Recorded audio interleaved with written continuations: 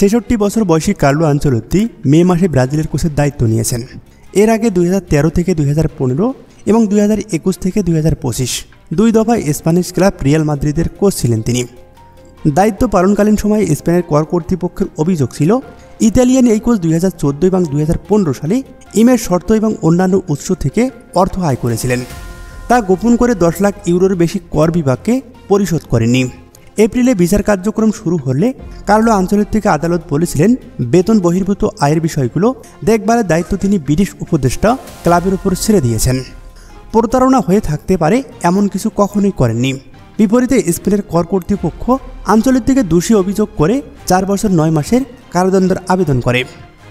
বার্তা সংস্থা রয়টার্সের খবরে বলা হয়েছে, বুধবার স্পেনের আদালত আনচেলত্তিকে ২০১৪ সালের অভিযোগে সাব্যস্ত করে রায় দিয়েছেন। কর কর্তৃপক্ষের বিরুদ্ধে অপরাধের দায়ে আনচেলত্তিকে ১২ মাসের কারাদণ্ড ও ৩,৮৬,০০০ ইউরো জরিমানা করা হয়েছে। তবে ২০১৫ সালে অভিযোগ থেকে তাকে খালাস দেওয়া হয়।